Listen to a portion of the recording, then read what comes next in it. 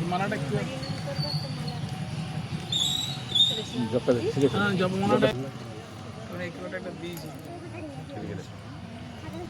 আটটা গুটি আছে, টাকাই তো সবাই মাঝখানে একটা আছে দিইনি মনে হয়। এটা সুমেরু অনেক টাকা বাকি আছে তোমার। ঠিক আছে? তো এই গুটিটাতে ফটো এই করো আঙুলটা লাগবে না কখনো। দুটো মানে বলে করবে যা করে তোমার বলনো। এই দেখুন কজনটা দিতে হয় জানো, লোককে গালি দেয় গালি করে বিভিন্ন রকম, সেই জন্য এই আঙুলটা কখনো মালাতে টাচ হবে না। আর যে গুটি আছে দেখুন, একদিক সরু একদিক মোটা, দেখুন সবাই কারা আছে। যখনই মালা শুরু হবে মোটা গুটি থেকে শুরু হবে, যখনই শুরু হবে আপনার মালা রেখে দিয়েছেন, যখনই শুরু হবে মোটা গুটি দিয়ে, ঠিক আছে। সেই জন্য মোটা গুটিটাকে সামনে রেখে যেটা এক্সট্রা গুটি আছে সেই এক্সট্রা গুটিতে প্রথমে হাত দিয়ে বলুন জয় শ্রীকৃষ্ণ চৈতন্য প্রভু নিত্যানন্দ শিবা সাদি গৌর ভক্তবৃন্দ। এটা জানেন তো সবাই? এইটা বললে কি হয়, যদি হরিনাম করতে কোনো অপরাধ হয় তাহলে এই মন্ত্রটা বললে ক্ষমা প্রার্থনা, ঠিক আছে, এটা ক্ষমা হয়, সেই জন্য এই মন্ত্রটা বলা হয়, ঠিক আছে। এবং তারপরে হাতটাকে এর ভিতরে ঢোকালেন, হ্যাঁ যার উপরে রাখলে কী হয়, টানতে সুবিধা হয়, সেই জন্য সামনের দিকে বড়ো গুটিটা সামনে থাকে। হ্যাঁ দেখেছেন সবাই?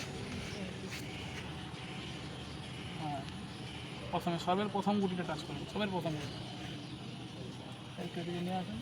হ্যাঁ প্রথম গুটি টাচ করে বলুন হরে কৃষ্ণ কৃষ্ণ কৃষ্ণ হরে হরে হরে রাম রাম রাম হরে হরে। একটা গুটিতে 16 নাম 32 অক্ষর হবে, তারপরে আবার দ্বিতীয় গুটি, বুঝতে পারলেন? এই নামটা তো সবাই জানেন। এই নামটা প্রত্যেকটা গুটিতে একবার, এরকম নয় এই নামটা করতে করতে গুটিটা চেঞ্জ করবো, তাহলে এটা কিন্তু হচ্ছে না। প্রত্যেকটা গুটিতে 16 নাম 32 অক্ষর আছে।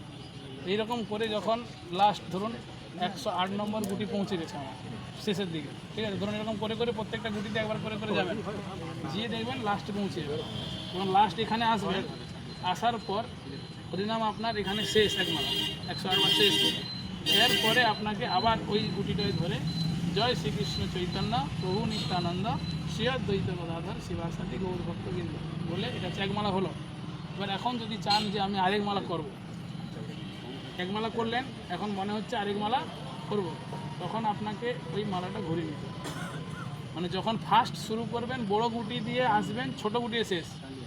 আবার যখন দ্বিতীয় মালা করবেন ছোট গুটি দিয়ে শুরু হবে, বড় গুটি শেষ, বুঝতে পারলেন?